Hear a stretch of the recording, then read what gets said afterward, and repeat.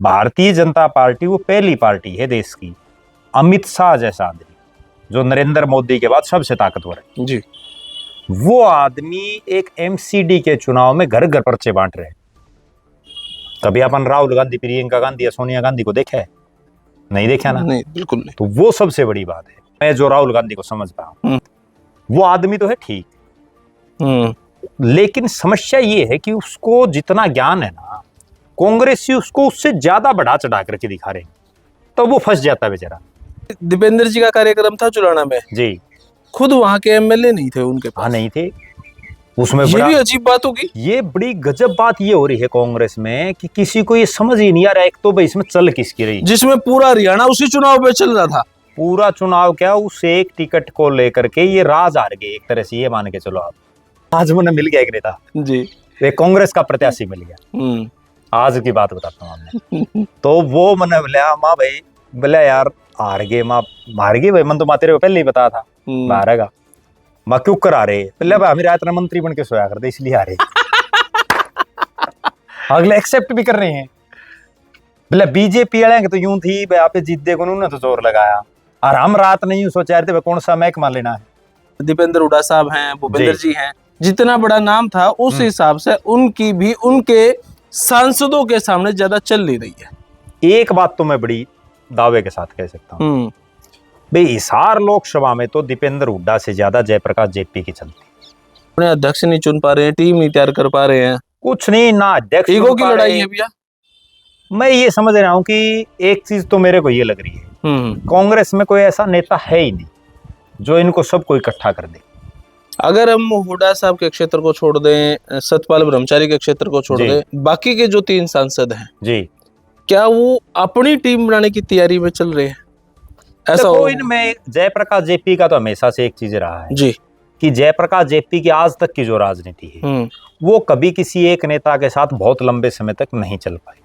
अब कांग्रेस में टिकट देने की बारी आई, जयप्रकाश जेपी ने अपना लड़का आगे कर दिया। ठीक है, क्या कलायत मौर्य कोई आदमी नहीं था? सही बात है। वरुण मुलाना ने अपने हल्के से अपनी पत्नी को आगे कर दिया। क्या वहां और कोई आदमी नहीं था? क्या और कोई महिला नहीं थी? तो इस तरह से कांग्रेसी तो केवल और केवल अपने परिवारों को आगे बढ़ाने में लगे।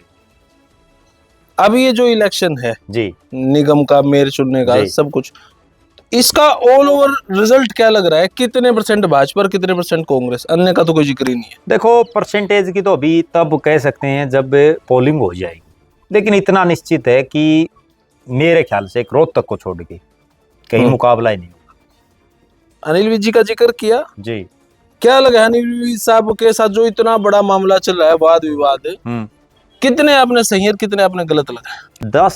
10 साल के कार्यकाल में उनको जो जो डिपार्टमेंट आज तक मिले उनमें उन्होंने फूंफा तो करी खूब, लेकिन धरातल पर कुछ नहीं कर पाए। लेकिन बडोली साहब बाबत भी उन्होंने कहा था भी इसका, हाँ कहा था, वो कहीं नहीं तो विपक्ष वालों ने चाहिए थी, लेकिन वो विपक्ष का काम जो अनिल विज कर रहा है। मैं तो एक उदाहरण, एक चीज, एक सलाह देता हूँ जी कांग्रेस वालों को विशेषकर जी, कांग्रेस के 37 MLA जी, वो विपक्ष का नेता तो बना नहीं पा रहे, तो अगर वो सारे रल मिलके अनिल विज को वो बागडोर सौंप देना तो ज्यादा फायदे में रहेंगे। तो सारे भैया ने भाई मेरी राम राम भाई। इलेक्शन तो खैर खत्म ही नहीं हो रहे, अब यहाँ पर और भी इलेक्शन आ गए, लेकिन आज राजनीतिक चर्चाएं और विषयों पे भी है। हमारे साथ है प्रद्युमन जोशीला जी। भाई साहब नमस्कार, जय हिंद, प्रणाम। नमस्कार सभी दर्शकों को, नमस्कार, राम राम, प्रणाम। कैसे हैं सर आप? सब बढ़िया, बहुत बढ़िया। फिर आखिरकार आपने दिल्ली जितवाई दी भी बिल्कुल भाजपा को। देखो भारतीय जनता पार्टी और जो दूसरे दल है ना, उनमें दिन रात का एक यही अंतर है कि भारतीय जनता पार्टी 24 घंटे 365 दिन की पॉलिटिक्स करती है। वो जैसे हरियाणा में चुनाव 8 तारीख को परिणाम आया, 9 तारीख को बीजेपी वाले तो शुरू हो गए 2029 की तैयारी के लिए, और कांग्रेस वाले आज 4 महीने बाद भी घरों से नहीं निकल रहे। आज ही मुझे एक नेता मिला जी, तो उसने कहा भाई मैं तो जो है घर से निकलते हुए भी शर्म आ रही है। कांग्रेस का बड़ा कद्दावर नेता, ये हालात है। दूसरी तरफ दिल्ली में आप देखो जी, बीजेपी क्यों जीती? बीजेपी केवल और केवल इसलिए जीती कि उसने ग्राउंड जीरो पर मेहनत करी। और दूसरी एक सबसे खास बात यह होती है कि चुनाव एक वो पर्व है जिसमें आपको अपना सब कुछ झोंक देना चाहिए। भारतीय जनता पार्टी वो पहली पार्टी है देश की, अमित शाह जैसा आदमी जो नरेंद्र मोदी के बाद सबसे ताकतवर है जी, वो आदमी एक एमसीडी के चुनाव में घर घर पर्चे बांट रहे हैं। कभी अपन राहुल गांधी, प्रियंका गांधी या सोनिया गांधी को देखा है? नहीं देखा ना। नहीं, बिल्कुल नहीं। तो वो सबसे बड़ी बात है। उनने बड़े से बड़ा, अगर मोदी को भी कोई यूं कह दे ना भाई नीचे यहाँ दरी पे बैठना है, तो वो दरी पे भी बैठ सकता है, लेकिन राहुल गांधी नहीं बैठेगा। दूसरी बात, बीजेपी का जो नेता है, चाहे वो अटल बिहारी वाजपेयी हो इसी समय, आज के दौर की नरेंद्र मोदी की, पूरे भारत के जितने राज्य हैं, ज्यादातर राज्यों में, ज्यादातर जिलों में वो एक एक, दो दो, पांच पांच, 10 10 आदमी जानते हैं। अपने हरियाणा में भी वो सैकड़ों लोगों को जानता है नरेंद्र मोदी, जबकि राहुल गांधी कितनों को जानता है। बिल्कुल, ये बहुत बड़ी बात है, उनको ग्राउंड जीरो का पता है। अब आप एक चीज देखें, हिसार में जब लोकसभा का चुनाव हुआ तो अमित शाह यहाँ आए, जो रणजीत सिंह के लिए रैली करनी जी, और उन अमित शाह ने जब अपने भाषण में मां बनभोरी का जिक्र किया, कितनी बड़ी बात है। जबकि राहुल गांधी अपने भाषण में, राहुल गांधी भी बरवाड़ा आए, देखो दोनों में डिफरेंस। राहुल गांधी बरवाड़ा के ये कहते हैं स्टेज पर कि भाई जो हमारे देश के युवा विदेशों में जा रहे हैं वो गलत है, विदेशों में नहीं जाना चाहिए। तो मैं वहीं था उस रैली। तो बच्चे नीचे से मार रहे किलकी, बोले भाई हम तो जानने तैयार, हाड़ कोई रोजगार तो नहीं है, हमने भेज दो। ये है सोच में फर्क। एक तरफ तो उनको एक एक चीज का ये अंदाजा है, मोदी को, अमित शाह को, या उनकी जो टीम उनके साथ काम कर रही है, भाई यहाँ क्या भाषण बोलना है। राहुल गांधी तो वही रटी रटाई बातें कहता है। जब तक आपका नेतृत्व सही नहीं होगा ना, जातिगत जनगणना पटका खड़ा है राहुल। वो मतलब एक मुद्दा उठा लिया, आप एक चीज देखो, उसने एक मुद्दा उठा लिया, संविधान की किताब लेके पहुंच गया, उसके बाद बाकी लोग तो उसको सपोर्ट नहीं कर रहे। कांग्रेस का कौन सा, अनुराग ठाकुर ने पूछ लिया बताओ इसमें पेज कितने हैं? बिल्कुल उलझ गया, फंस गया। ठीक है, जब उसको देखो, मैं ये मानता हूं, मैं जो राहुल गांधी को समझ पाया, मैं उससे मिला, जो भारत जोड़ो यात्रा थी तब भी मैं फरीदाबाद में वो रुका हुआ था, तो वहां भी उससे मिला।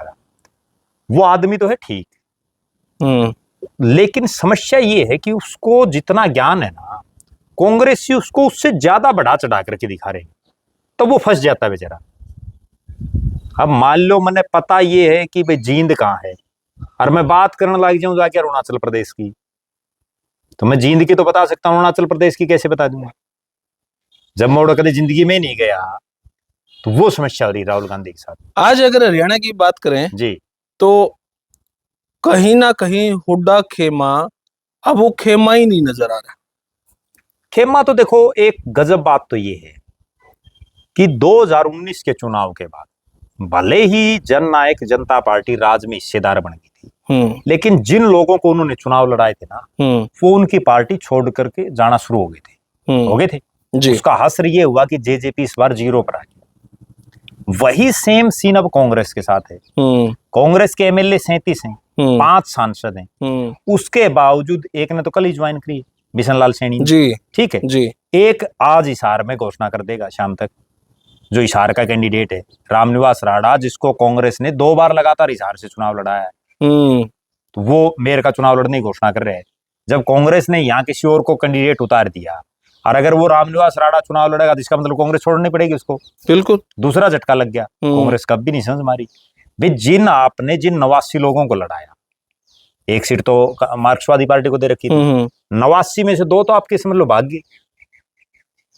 4 महीने के अंदर जब आपके 2 भाग गए, तो उसके बाद आगे लाइन नहीं लगेगी। अच्छा, जा कौन रहे हैं वो देखो। अब जो बिशन लाल सैनी गया है पार्टी छोड़ने के, वो कोई यूं थोड़े है कि वो कांग्रेस के दम पे बने हैं। वो आदमी बहुजन समाज पार्टी की टिकट पे भी चुनाव जीत रहे हैं। बीएसपी का तो कुछ नहीं है, हरियाणा में बहुत लंबा चौड़ा वो बीएसपी से जीते रहे। कंवरपाल को हराया उसने, जो कंवरपाल अभी पिछली बार मंत्री था छछरौली हल्के से। उसके बाद वो फिर इंडियन नेशनल लोकदल से जीता, फिर वो कांग्रेस से जीता। अब ये रामनिवास राणा है, इसका भी इतना वजूद है कि ये बरवाड़ा से भी चुनाव लड़ चुका है, हिसार से भी लड़ चुके हैं। कांग्रेस के भरोसे थोड़े ही है, कांग्रेसियों फिर भी नहीं समझ मारी, इसलिए तो क्या ऐसा। अब मेरे कल एक चर्चा सुनने में आई कि दीपेंद्र जी का कार्यक्रम था चुलाना में जी, खुद वहां के एमएलए नहीं थे उनके पास। नहीं थे उसमें, ये भी अजीब बात होगी। ये बड़ी गजब बात ये हो रही है कांग्रेस में कि किसी को ये समझ ही नहीं आ रहा है, एक तो भाई इसमें चल किसकी रही, जिसमें पूरा हरियाणा उसी चुनाव पे चल रहा था। पूरा चुनाव क्या, उस एक टिकट को लेकर के ये राज हार गए एक तरह से, ये मान के चलो आप। क्यों हार गए? क्योंकि जब वो विनेश फोगाट वाला मामला हुआ था, दीपेंद्र हुड्डा कैसे गाड़ी में बैठ के उसको एयरपोर्ट से ले आया जी। उसके बाद पूरे हरियाणा में एक मैसेज चला था, भाई ये तो जाटों में पार्टी बन रही है, भाई ये जाटों की लड़की है, ठीक है, कहीं ना कहीं सेपरेट था, हर जगह चर्चाएं थी। और उसमें उन्होंने जुलाना से उनको टिकट दे दी, जबकि वहां 80 आदमी और टिकट मांग रहे हैं। भाई जिन आदमियों ने 20-20 हजार रुपए पर रखे हैं, आप उसको टिकट नहीं दे रहे। विनेश फोगाट तो आपकी पार्टी में भी नहीं थी, एंड टाइम पे शामिल करके फिर आपने उसको टिकट दे दी। चर्चाओं में नहीं था कोई वहां पे नाम, और अचानक आना भाई, और ऐसे ऐसे आदमियों की टिकट काट दी वहां, जो आदमी, ये तो एक और चीज है, बीजेपी ने भी वहां हल्के से बाहर का कैंडिडेट दे दिया।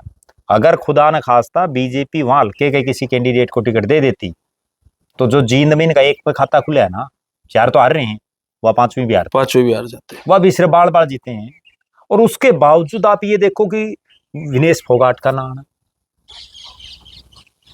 भाई आपके हल्के में कार्यक्रम है इतना अच्छा। एक चीज और है, अगर इतनी वो बिजी तो फिर राजनीति माना जरूरी तो नहीं था ना, राजनीति तो। और दीपेंद्र जी का कार्यक्रम छोड़ना, बिल्कुल, जिसने किसी और का तो सोच भी ले, बिल्कुल, जिसने उसके लिए 80 लोगों को नाराज कर दिया, वो सारे घर बैठे अब।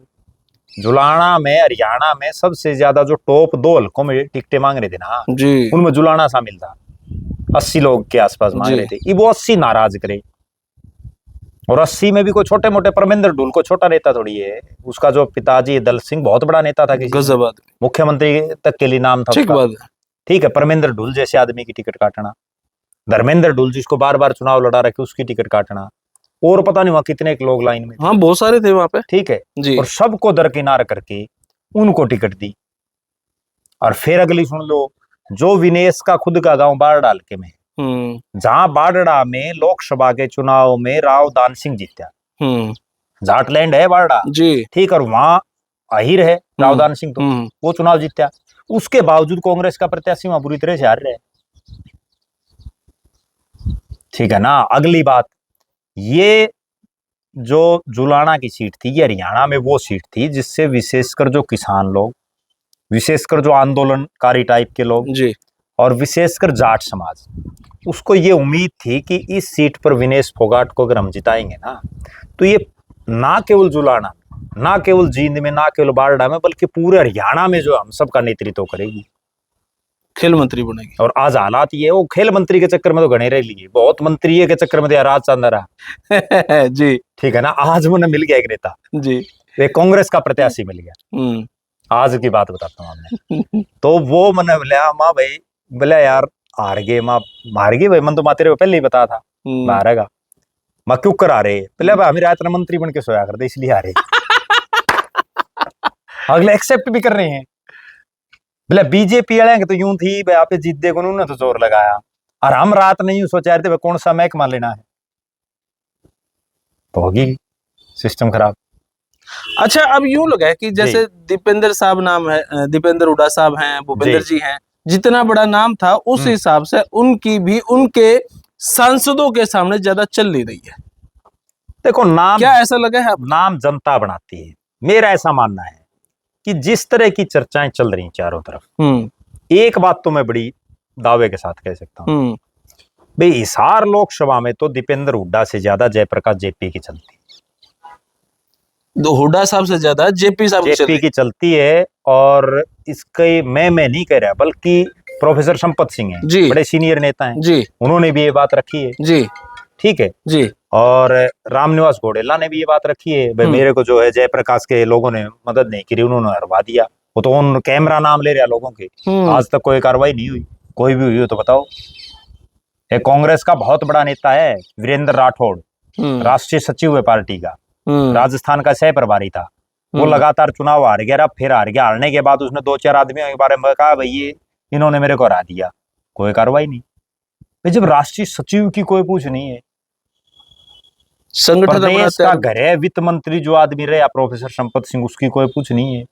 रामनिवास घोडेला खुद ये कह रहे हैं कांग्रेस में कुछ नहीं हो सकता, तो बताओ रह गया कहाँ सिस्टम? अपने अध्यक्ष नहीं चुन पा रहे हैं, टीम नहीं तैयार कर पा रहे हैं, कुछ नहीं, ना अध्यक्ष, ईगो की लड़ाई है भैया। मैं ये समझ रहा हूँ कि एक चीज तो मेरे को ये लग रही है, कांग्रेस में कोई ऐसा नेता है ही नहीं जो इनको सबको इकट्ठा कर दे। सब में सिर्फ कांग्रेस तो कहीं रही नहीं। एक तरफ तो हुड्डा साहब का गुट हो गया, एक तरफ शैलजा का हो गया, एक तरफ रणदीप सुरजेवाला, और कुछ है ही नहीं।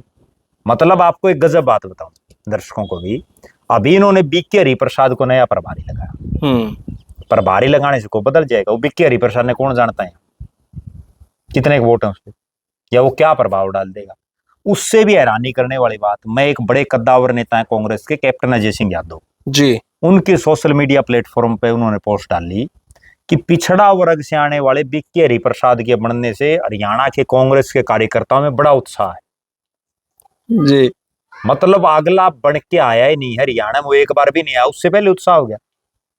उससे पहले उसको ये दिखा दिया भाई पिछड़ा वर्ग का नेता है, पिछड़ा वर्ग से आते हैं, बताओ कैसे काम चलेगा? अगर हम हुड्डा साहब के क्षेत्र को छोड़ दें, सतपाल ब्रह्मचारी के क्षेत्र को छोड़ दें, बाकी के जो 3 सांसद हैं जी, क्या वो अपनी टीम बनाने की तैयारी में चल रहे हैं? ऐसा देखो इनमें जयप्रकाश जेपी का तो हमेशा से एक चीज रहा है जी कि जयप्रकाश जेपी की आज तक की जो राजनीति है वो कभी किसी एक नेता के साथ बहुत लंबे समय तक नहीं चल पाई। उन्होंने चौधरी देवीलाल के सानिध्य में अपनी राजनीति शुरू की। देवीलाल जी जब जीते, देश के प्रधानमंत्री बने, उस समय इनको भी मंत्री बनाया गया। हिसार से ही जीते थे 1989 में। उसके बाद फिर ये जो है देवीलाल जी को छोड़ करके बंसीलाल जी के पास चले गए। चौटाला साहब के साथ भी इन्होंने कुछ समय काम किया। बंसीलाल जी को के पास चले गए। बंसीलाल जी के बाद फिर जो है ये कांग्रेस पार्टी में चले गए, भूपेंद्र सिंह हुड्डा के पास चले गए। बीच में इन्होंने अपनी पार्टी बना ली जिसका बहुत कम लोगों को पता है। जयप्रकाश जेपी ने खुद की पार्टी भी बनाई थी जिसका बहुत कम लोगों को पता है। फिर ये जो है हुड्डा साहब को उन पार्टी कांग्रेस को भी छोड़ के 2014 में निर्दलीय चुनाव लड़ लिया कलायत से। फिर जो है वापस फिर आ गए कांग्रेस में। और इकलौते ऐसे कांग्रेस के नेता मिलेंगे जिन्होंने अपने परिवार में 2 और लोगों को एमएलए बना दिया, बड़े नेताओं को छोड़ करके। इनका भाई भी एमएलए बना कांग्रेस से, बेटा भी कांग्रेस से एमएलए बना। ठीक है, और अब हालात ये है कि बरवाड़ा का जो कैंडिडेट हो खुलेआम किलकी मार रहे हैं, मेरे को इसके लोगों ने, उसके भाई की बाकायदा जो ऑडियो वायरल है, कोई कार्रवाई नहीं, कोई नहीं पूछ रहा। तो ऐसे तो एक तरह से देखो जयप्रकाश जेपी का तो अपना एक सिस्टम है, कोई दो राय नहीं है। ठीक है, और उनका ये भी नहीं कोई तसल्ली कि वो कितने दिन कांग्रेस में रहेंगे, जो उनका इतिहास गवाह है। ये भी डाउट है, इतिहास गवाह है उनका, क्योंकि वो तो बार बार बदलते रहते हैं। अच्छा, उसके बाद वरुण मुलाणा है। वरुण मुलाणा का खुद का अपना कोई बहुत लंबा चौड़ा सिस्टम नहीं है।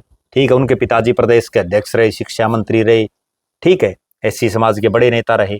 लेकिन वरुण मुलाणा तो ठीक है, कुमारी शैलजा सिरसा शिफ्ट होगी और वो जो है अंबाड़ा में कोई और आदमी था नहीं, उनको टिकट दे दी। उनका भी देखो कांग्रेसियों की एक नीति, बीजेपी और कांग्रेस में ये भी एक अंतर है दिन रात का। हालांकि बीजेपी अब धीरे धीरे कांग्रेस में होती जा रही है लेकिन उतनी नहीं हुई है। अब कांग्रेस में टिकट देने की बारी आई, जयप्रकाश जेपी ने अपना लड़का आगे कर दिया। ठीक है, क्या कलायत मोर कोई आदमी नहीं था? सही बात है। वरुण मुलाणा ने अपने हल्के से अपनी पत्नी को आगे कर दिया, क्या वहां और कोई आदमी नहीं था? क्या और कोई महिला नहीं थी? तो इस तरह से कांग्रेस ही तो केवल और केवल अपने परिवारों को आगे बढ़ाने में लगे हुए। और जो लोग बीजेपी में कांग्रेस से आए हुए हैं, अब राव इंद्रजीत भी कांग्रेस से आया हुआ है, वो भी अपने परिवार को आगे बढ़ाने में लगा हुआ है। किरण चौधरी है, वो भी अपनी बेटी को आगे बढ़ाने में लगी हुई है। समस्या बीजेपी में भी तभी आई है जब ये कांग्रेसी बीजेपी में घुस गई। अब ये जो इलेक्शन है जी, निगम का, मेयर चुनने का, सब कुछ, इसका ऑल ओवर रिजल्ट क्या लग रहा है? कितने % भाजपा और कितने % कांग्रेस? अन्य का तो कोई जिक्र ही नहीं है। देखो परसेंटेज की तो अभी तब कह सकते हैं जब पोलिंग हो जाएगी, लेकिन इतना निश्चित है कि मेरे ख्याल से रोहतक को छोड़ के कहीं मुकाबला ही नहीं होगा, भाजपा एक तरफा है। क्योंकि हिसार में तो जो कैंडिडेट उतार रखे है वो एक तरह से डम्मी टाइप का है।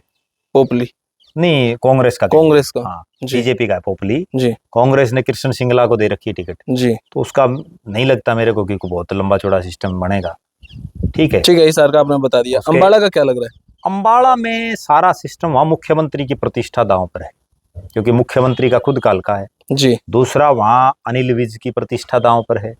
तीसरा वहां एक बहुत बड़ा नाम है विनोद शर्मा का, क्योंकि उनकी जो धर्मपत्नी थी वही वहां से मेयर थी, जो अब शक्ति रानी शर्मा जो अब एमएलए बन गई कालका से, तो उनकी प्रतिष्ठा भी दांव पर है। तो वहां पे तो एक ही तरफा है। मेरे को ये लग रहा है कि अंबाला में भी एक तरफा है। अच्छा, अनिल विज जी का जिक्र किया जी, क्या लगा है अनिल साहब के साथ जो इतना बड़ा मामला चल रहा है, वाद विवाद, कितने आपने सही और कितने आपने गलत लगा? देखो, मैं ये बात तो कह सकता हूँ कि अनिल विज लगभग 10 साल से मंत्री हैं। 6 महीने जो नायब सिंह सैनी का पहला कार्यकाल था उसमें तो वो बने नहीं थे, और 10 साल के कार्यकाल में उनको जो जो डिपार्टमेंट आज तक मिले उनमें उन्होंने फूंफा तो करी खूब, लेकिन धरातल पर कुछ नहीं कर पाए। चाहे वो पहले स्वास्थ्य विभाग था, उन पे बताओ क्या कर दिया। होम मिनिस्ट्री थी, कितना क्राइम हरियाणा में बंद हुआ। अब उनके पास बिजली और परिवहन है, 4 महीने से उन्होंने कितना सुधार कर दिया, कुछ भी नहीं किया धरातल पर तो। अच्छा, एक चीज और मुझे नहीं समझ में आ रही कि जो आदमी जब नायब सिंह सैनी की पहली बार जब वो मुख्यमंत्री बने, उस सरकार में तो वो शामिल नहीं है, और उस सरकार में वो बड़े नाराज थे, मीटिंग को छोड़ करके भी चले गए थे जी। अब ऐसा क्या हो गया कि जो आदमी एक होम मिनिस्टर रहा हो, इतना सीनियर विधायक, होम मिनिस्टर मुख्यमंत्री के बाद सबसे बड़ा डिपार्टमेंट, और आज वो परिवहन और बिजली पर मान रहे, ये भी तो उसकी कौन को मजबूरी है। अब एक चीज और देखो, जो आदमी प्रदेश के मुख्यमंत्री नायब सिंह सैनी और मोहनलाल बड़ौली पर प्रश्न उठाता हो, मोहनलाल बड़ौली का सीधा इस्तीफा मांगता हो, और उस आदमी की सोच इस चीज से अंदाजा लगती है कि जब भारतीय जनता पार्टी ने वहां के एक जिला कोषाध्यक्ष को हटा दिया, उसके बाद वो कहता है कि ऑल इज वेल, सब ठीक हो गया सतीश पूनिया के जाते ही। तो इसका मतलब वो केवल और केवल मीडिया में बने रहने के लिए, लाइमलाइट में बने रहने के लिए प्रयास। लेकिन बड़ौली साहब बाबत भी उन्होंने कहा था भी इसका, हाँ कहा था, वो कहीं नहीं तो विपक्ष वालों ने चाहिए थी, लेकिन वो विपक्ष का काम जो अनिल विज कर रहा है। मैं तो एक उदाहरण, एक सलाह देता हूँ जी, कांग्रेस वालों को विशेषकर जी, पे कांग्रेस के 37 MLA जी, वो विपक्ष का नेता तो बना नहीं पा रहे, तो अगर वो सारे रल मिल के अनिल विज को वो बागडोर सौंप देना तो ज्यादा फायदे में रहेंगे। हाँ, उनसे ज्यादा काम तो वो कर रहे हैं, अनिल विजय कर रहे हैं विपक्ष का काम, कांग्रेस वाले तो बोल ही नहीं रहे। इतने बड़े पिछले 4 महीने में आप ये देखो, पहले DAP की शॉर्टेज हुई प्रदेश में, कितनी हाहाकार मची, यूरिया की हुई, कितनी हाहाकार मची, हर रोज क्राइम बढ़ रहा है, ठीक है, हर रोज फिरौतियां मांगी जा रही हैं, हर रोज भ्रष्टाचार। पहली बार हरियाणा के इतिहास में पटवारियों की बाकायदा लिस्ट आई है, सही बात है, ठीक है, पहली बार आई है, और उसके बावजूद विपक्ष गूंगा बना बैठे हैं। किसी एक धरने पे, किसी एक प्रदर्शन पे कहीं कोई कुछ, पानीपत भी ईडी की रेड पड़ी है, हाँ बीजेपी के नेता पे पड़ी है जी, हाँ नीतीश, लेकिन चुप बैठा है विपक्ष, बोल ही नहीं रहा। समस्या तो यही है ना, विपक्ष तो ऐसा काम हो गया कि उनके समझ में नहीं आ रहा भाई ये बनी कैसे, जबकि वास्तव में ये चीज थी कि ये लग रहा था, वो केवल हवा में थी, रुक के आप इस चीज से समझो, लोकसभा के चुनाव में भारतीय जनता पार्टी के प्रत्याशियों का जितना विरोध हुआ जिंदगी में कभी नहीं हुआ। गांव तक में नहीं घुसने दिया, उसके बावजूद वो 5 सीटें जीती, और जिन 3 सीटों पर हारे ना, अंबाला, सोनीपत और हिसार, उन तीनों में भी बीजेपी के ही नेताओं ने जो है अंदर खाते गड़बड़ कर दी, जिसकी वजह से हारे हो। सही बात, तो 8 हानी थी बीजेपी, बिल्कुल। कांग्रेस तो 2 ही जीती है सही मायने में, तो रोहतक और सिरसा, ठीक बात है, अगर सही ढंग से देखें। मान लो 5-5 पे भी रह गया, 42 और 44 आई, एक 44 जीते, एक 42 जीते, लगभग बराबर का मामला था, 4 आम आदमी पार्टी, ठीक है, 46 भी 44 हो गई, बराबर था मामला। तो कांग्रेस किस उससे ये कह रही थी हमारी इतनी बड़ी आंधी थी, फिर कांग्रेस ने टिकट ऐसे ऐसे आदमियों को दे दी जिनका कहीं कोई सिस्टम ही नहीं। यहां तो सारे केवल और केवल ये चाह रहे हैं भाई मेरा आदमी जीते, कांग्रेस ही मत जीते, मेरा जीते, और मेरा मेरी में तो यही होगा। अच्छा, अब अपन जिक्र करते हैं हिसार का, अंबाला का, अब कुरुक्षेत्र चुनाव का क्या होगा जो अभी चल रहा है? देखो, कुरुक्षेत्र में मेरा एक तरफा ही मानना है कि एक तरफा रहेगा। मेयर के चुनाव में एक चीज तो ये है, देखो क्लियर कट, क्योंकि तो ट्रिपल इंजन सरकार की बात चल पड़ी ना, शहरी जो सरकारें हैं ना, उन शहरी क्षेत्र जो है उनमें बीजेपी पहले से थी, जब बीजेपी का कुछ नहीं था ना, 2014 में भी यही बात चला करती, 2014 भी छोड़ दो, उससे पहले भी जब ये चौधरी बंसीलाल और चौधरी देवीलाल या ओम प्रकाश चौटाला के साथ अलायंस करते थे ना, तब भी इनको लगभग शहरी सीटें देते थे, क्योंकि गांव में तो कोई सौदा ही नहीं था बीजेपी का। और उसके बाद कांग्रेस का जो शहरों में एक वोट था, वो था पंजाबी वोट, वो पंजाबी वोट कांग्रेस का ना होकर के वो चौधरी भजनलाल की वजह से कांग्रेस का था। जैसे ही कांग्रेस से भजनलाल जी ने क्विट किया, वो पार्टी छोड़ी, उसके बाद वो वोट बैंक भी चला गया। आज आप बताओ पंजाबी वोट कितना बच रहा है? सारा तो बीजेपी में चला गया, सारा बैकवर्ड बीजेपी में चला गया। एससी समाज भी बड़ा बाहुल्य संख्या में चला गया। और जो जाट हैं, जाटों में भी मैं ये मान रहा हूँ कि 25% भारतीय जनता पार्टी को दे रहे हैं आगे। अब तो ये कांग्रेस हार गई, अब और भी आज मैं आपको बताऊं बात, ये हालात है शहरों में जो जाट रहते हैं ना जी, उनको आज ये मामला हो रहा है। मेरी बहुत लोगों से बात हुई जी, भाई कोई ऑप्शन ही नहीं है, कांग्रेस की डूबती नहीं है, हम कराएंगे कि अब जयप्रकाश जेपी को मतलब जयप्रकाश जेपी नहीं, सारे एमपीओ को उन्होंने अपने लोकसभा के धन्यवादी दौरे तक नहीं किए। 1 साल होने को रहा है, कुछ नहीं मामला कैसे। और भाजपा के जो हारे हुए नेता में लग रहे हैं करण, भाजपा वाले लग रहे हैं, जो हारे हुए नेता खुद मुख्यमंत्री रैली कर रहा है अलग अलग हल्काबाज जा करके, लेकिन वो कुछ नहीं कर रहे। मुख्यमंत्री देखो, मुख्यमंत्री कहीं भी आ रहे हैं, ठीक है, लोगों के काम बनो ना बनो वो एक सेकेंडरी चीज है, वो कम से कम आ तो रहा है, यहाँ ही नहीं रहे कहीं। अब पिछले 4 महीने में जितने जिले हैं उनमें आप ये उठा करके देखो भाई मुख्यमंत्री कितनी बार आया और भूपेंद्र सिंह हुड्डा कितनी बार आई, या उदयभान तो कहीं दिखते नहीं बेचारे। उदयभान कितनी उनमें आई, दीपेंद्र कितने उनमें आया, शैलजा और रणदीप की तो आप बात ही छोड़ दो। शैलजा और रणदीप की तो ये हालात है कि दीपेंद्र हुड्डा जितने 1 साल में घूमता है ना उतना ये 5 साल में भी नहीं घूमता। चाहिए मुख्यमंत्री कुर्सी। 90 के 90 हल्कों में जब तक आपके पास कोई चाय पिलाने वाला वर्कर नहीं, कौन देगा कुर्सी? इसलिए सारा सिस्टम अनुशासन है नहीं। बीजेपी में आप एक चीज देखो, बीजेपी कोई भी फैसला लेती है, नायब सिंह सैनी को मुख्य प्रदेश अध्यक्ष बनाया, कोई चुस्क्या? हिम्मत भी नहीं। नायब सिंह सैनी को मुख्यमंत्री बनाया, कोई भी चुस्क्या तो बताओ? अनिल विज थोड़ा चुस्क्या था, ठंडा हो गया। मोहनलाल बडोली को बनाया, क्या मोहनलाल बडोली से सीनियर और कोई नेता था ही नहीं? बहुत गणे थी, कोई नहीं चुस्क्या। आज कांग्रेस में देख लो, और छोड़ दो आप, अभी कुछ दिन पहले जो राज्यसभा की बड़ी चर्चित सीट रही, उस राज्यसभा की सीट पर नरेंद्र मोदी ने कैंडिडेट उतार दी जिसका कोई नहीं जानता, कोई नहीं जानता, रेखा शर्मा। ठीक है, रेखा शर्मा को कोई भी चुस्क्या हो तो बता दो। जबकि कांग्रेस में आप एक मतलब ये प्रभारी लगाए सिर्फ एमसी के चुनाव के लिए, नगर निगम के, नगर पालिका के, इसमें जूतबाज रहे कांग्रेस वाले। नुए को मेरा भाई जिसको तमी बनाने लग रहे हो पार्टी छोड़ रहा था, इससे बड़ा क्या दुर्भाग्य होगा? लेकिन चल रही है गाड़ी।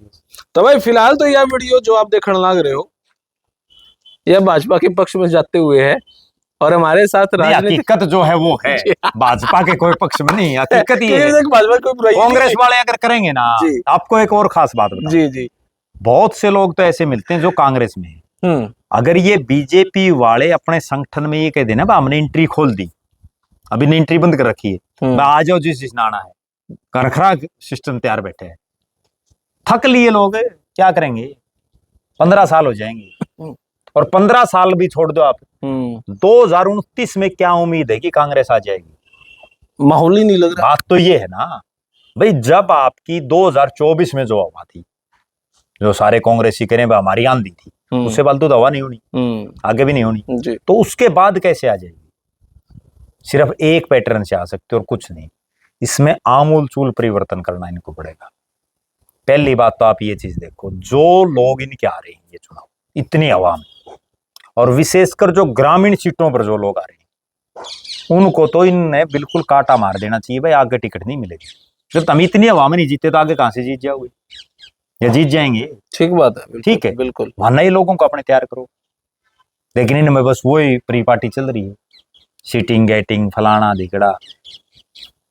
बीजेपी ने एक और खास बात बताता हूँ जी, टिकट वितरण में बीजेपी और कांग्रेस में ये डिफरेंस है। बीजेपी ने 3 बहुत बड़े नेता है हरियाणा, सावित्री जिंदल से ज्यादा पैसा नहीं किसी पे, उसकी टिकट काट दी, जिसका लड़का एमपी है। कोई सोच सकता है कांग्रेस में? ठीक बात है, ठीक है। चौधरी रणजीत सिंह चौधरी देवीलाल का लड़का है, और जिसको लोकसभा की तो टिकट दे दी और एमएलए काट दी। ठीक बात है। रामविलास शर्मा जो बीजेपी को 0 से हीरो बनाने वाला है, उसकी टिकट काट दी। कांग्रेस कभी सोच सकती? संजय भाटी संजय भाटिया की तो चलो वहां मनोहर लाल खट्टर बड़ा चेहरा आ गया, लेकिन इनके मुकाबले आप एक चीज और देखो, विधानसभा में भी हाँ विधानसभा में भी नहीं दी, इनके मुकाबले जिनको टिकट दी, अब महेंद्रगढ़ में जिस कंवर सिंह यादव को दी वो तो बहुत छोटे कद का नेता, कोई चर्चा भी नहीं थी उसकी, वो जिला प्रधान रहा था और तो कुछ नहीं था। हिसार में कमल गुप्ता को जिसको टिकट दी, कहाँ कमल गुप्ता और कहाँ जिंदल फैमिली। और रानिया में तो बड़ा अचंभा हुआ, जिस शिषपाल कंबोज को दी वो कहीं पासिंग में भी नहीं, चौथे नंबर पर रहा है। लेकिन कांग्रेस नहीं ये फैसला ले सकती। कांग्रेस क्या ये कल्पना हम कर सकते हैं वे कांग्रेस जो है उदयभान की टिकट काटती, बीजेपी ने मोहनलाल बड़ौली को भी कौन दी, प्रदेश अध्यक्ष को, और फिर भी लग रहा है काम करने, लग रहा है ना, लग रहा है। तो ये है अंतर। अच्छा, क्या हम इन बातों को यूं भी जोड़ सकते हैं, सेंटर में भी हरियाणा में भी पूरा देश की भाजपा कुंभ स्नान में लग रही है, कांग्रेस चुप बैठी है। मैंने हो सकता है बोडा साहब गए हो कुंभ स्नान में, लेकिन हमने पता ही नहीं इस बात का। मैं एक दिन एक चीज बोल रहा था, राहुल गांधी जी चुप बैठे, चलो राम मंदिर में नहीं गए, मैं उसी विषय पर आ रहा हूँ जी। मैं एक दिन कहीं बैठा था तो मैं उनको एक बात कहने लगा, अब राम मंदिर का मामला था, जब राम मंदिर का उद्घाटन का, तो वहां राहुल गांधी और नहीं गई, नरेंद्र मोदी ये चले गए। वहां अगर राहुल गांधी चले जाते और बिना बुलाए चले जाते तो मीडिया जो है ना सारा राहुल गांधी पर फोकस करता, ना कि नरेंद्र मोदी पर। कितनी बड़ी प्रमोशन थी। और वहां राहुल गांधी ये कहते, भाई मैं बिना बुलाया हूं, राम सब के हैं इसलिए आया हूं, भाई राम हमारे भी हैं, अगले दिन नेता बन जाते। कितनी आसान राजनीति थी। लेकिन वो चीज है समझ में तो ये है ना कि कुंभ स्नान को इग्नोर किया जा रहा है। ये तो सारा सिस्टम है, जहां इनको यूं लगता है ना, इनमें जैसा पहले हमने चर्चा की, भाई ये एक मुद्दा उठा लेते हैं, उसके बाद उसे की रेल बनाए रखें। जबकि बीजेपी क्या करती है, हर रोज आए चुनाव में नए नए मुद्दे, आए चुनाव में नए नए मुद्दे। अब ये एमसी का चुनाव हो रहा है, नगर निगम का बहुत छोटा चुनाव है, इसमें भी अलग मुद्दे। मुख्यमंत्री कल हिसार में आया हुआ था जो मेयर का नॉमिनेशन करवाने के लिए, कितनी बड़ी बात, कितनी बड़ी बात। अब कल कांग्रेस वाला भी भरेगा क्या, कल यहाँ भूपेंद्र हुड्डा आएगा, अब तक तो कोई प्रोग्राम नहीं आया। कितना ही छोटा इलेक्शन हो, कितना ही बड़ा, भागीदारी सीरियस लड़ते हैं। अच्छा, बीजेपी में तो एक चीज और है जी, जो किसी समय कांग्रेस में टोपी वाले लोग हुआ करते, कांग्रेस सेवा दल के नाम से बड़ा मशहूर सिस्टम था, अब कहीं नहीं दिख रहा पाने, सिर्फ नाम के बचने और कुछ नहीं है। बीजेपी में तो आज भी वो लोग हैं जो घर से रोटी खा के निकलते हैं, झोला टांग के सारा दिन जो है पार्टी का प्रचार करते हैं और शाम में फिर आ जाते हैं घर। ऐसे ऐसे डेडिकेटेड लोग, और जब तक वो डेडिकेशन नहीं होगी इतना कुछ नहीं। ये अंतर है। आज कांग्रेस की तो ये हालात है, अब जब ये प्रत्याशी उतरेंगे ना मैदान में जी, ये देख लेना आप दूसरी पार्टियों को उतारेंगे, कई लोग लेने वाला नहीं टिकट, और एक लेट लतीफी, हारो जीतो जिसको आपने देनी दो, कंपेनिंग तो अच्छी हो जाए, कम से कम अगला लग तो जाएगा। अब 10 दिन में क्या करेगा, लेकिन कुछ नहीं, बस चल रहा है। ये तो सिर्फ ये सारे हैं भाई, बीजेपी से जब लोग छिक लेंगे जब आज भाई तो जो तारा सूत आ जाएगी, लेकिन इन नन्नों को नहीं समझ में, बीजेपी से छिक लेंगे इतने को और विकल्प आ जाएगा, तो जरूरी थोड़ी है, क्या पता आगे क्या माहौल बनेगा। तब तक आम आदमी पार्टी उभर जाओगी, तब तक पता नहीं क्या चौटाला साहब उभर जाओगे। अब आम आदमी पार्टी का किसी को ये पता था ये पार्टी बनेगी, किसी को नहीं पता था। वो अन्ना हजारे की मूवमेंट हुई, पार्टी बनी, बन गई। मैं दिल्ली का इलेक्शन भी देखूंगा, 2013 का लोकसभा में कांग्रेस 0, 2014 विधानसभा में कांग्रेस 0, 2019 में उल्टा कह गए, 13 का विधानसभा, 14 का लोकसभा। अच्छा, हाँ, लोकसभा तो 14 में हुआ था, हाँ, वो 1 साल का ही फर्क था उनका। अच्छा, 2019 का लोकसभा, 2020 का विधानसभा। अच्छा, फिर 25, हाँ, सेम ही कांग्रेस 0